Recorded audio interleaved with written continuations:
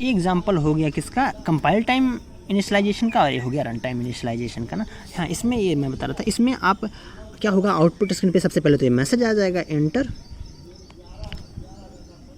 To नम ना। अब चूंकि /n लगा है तो कर्सर अगली लाइन में यहाँ आ जाएगा और यहाँ पे ब्लिंक करेगा। अब ये वेट करेगा कि आप कोई नंबर इनपुट कराओ ना। तो मान लीजिए जैसे हमने 1 इनपुट कराया और एंटर दबाया ना, फिर 5 इनपुट कराया, फिर एंटर दबाया ना। अब फिर ये जब दोनों ये प्रोसेस कंप्लीट हुआ उसके बाद फिर अगली हम यहाँ पे आ जाएंगे सम वाले पे ना। अब ये काम होगा, वो जोड़ेगा दोनों को कंपाइलर, उसके बाद फिर ये वैल्यू दे देगा। ये जो भी आएगी वैल्यू इसमें राइट, एक्चुअली एक्सप्रेशन का क्या होता है, राइट हैंड साइड सॉल्व होती है और लेफ्ट हैंड साइड में उसकी वैल्यू पुट की जाती है। तो इसीलिए ये हमेशा वेरिएबल होना चाहिए, ठीक। तो यहाँ पे इसकी वैल्यू पुट हो जाएगी और यहाँ पे लिख के आ जाएगा क्या, इस लाइन की वजह से सम %d = 6। तो ये इसमें हम वैल्यू कब दे रहे हैं, at the time of execution of program. तो इसीलिए इसको बोलते हैं रन टाइम इनिशियलाइजेशन और इसको कंपाइल टाइम इनिशियलाइजेशन। तो ये दो तरह के होते हैं। तो हम इसको खाली तब छोड़ सकते हैं जब इनिशियलाइजेशन भी करें ना। जैसे मान लीजिए अगर हम ये करते हैं,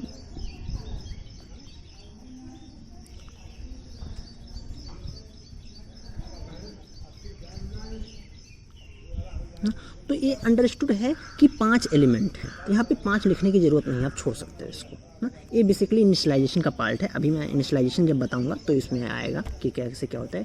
तो ये डिक्लेरेशन खत्म हुआ, अब अपन इनिशियलाइजेशन पे चलते हैं।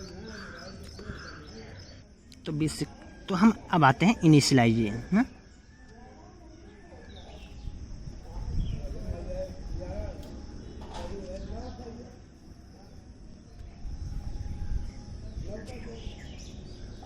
ये बेसिकली हमने पढ़ लिया कितने तरह के होते हैं। ये 2 तरह से कर सकते हैं ना। कौन कौन से, एक तो हो गया कंपाइल,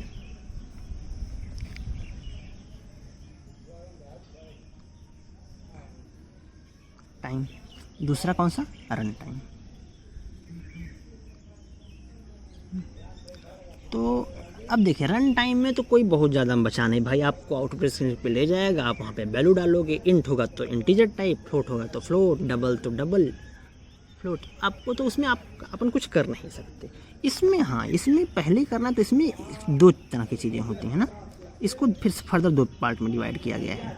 किसमें एक तो हो गया स्पेसिफिक साइज, मतलब इस साइज आप स्पेसिफिक कर दो। दूसरा विदाउट स्पेसिफिक ना साइज। तो आप एक तो फिर आप उसको साइज को स्पेसिफिक ना कीजिए। तो स्पेसिफिक नहीं कीजिएगा तो क्या होगा, आप इसके हिसाब से डिसाइड होगा ना। आप जितनी वैल्यू इक्वल टू करके उसमें डालोगे उसके हिसाब से डिसाइड होगा। तो ये 2 तरह से इसको किया जाता है, एक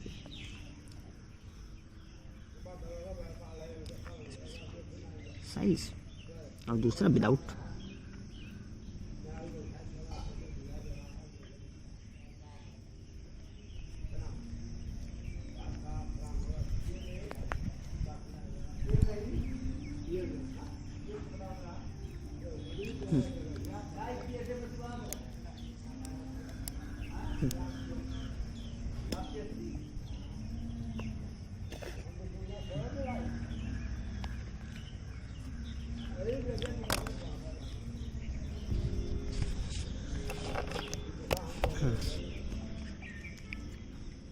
जो A1 वेरिएबल है उसको उसमें 1 वैल्यू रखी गई है। जो A2 है उसमें 2 रखा गया है ना, एज इफ ना, ये ऐसा लगेगा। और दूसरा मेथड क्या है, साइज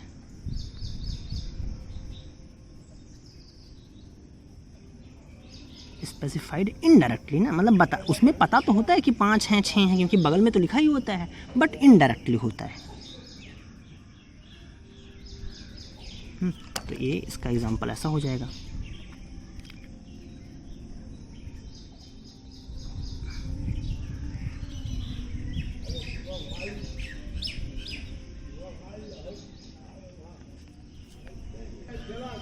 तो इसमें A1 को A1, A2 को 2, A3 को 3 ना। एक्चुअली ये तो 2 तरीके हो गए। एक तीसरा तरीका भी होता है जो इस सबसे बिल्कुल अलग होता है, लेकिन चूंकि वो नॉर्मल वाला तरीका है वो हम लोग इसमें यूज नहीं करते। एरे में बहुत कम देखने को मिलेगा आपको अलग से ना। जैसे मान लीजिए हम ये सब कुछ ना करके हम डायरेक्ट ऐसा लिख दें ना,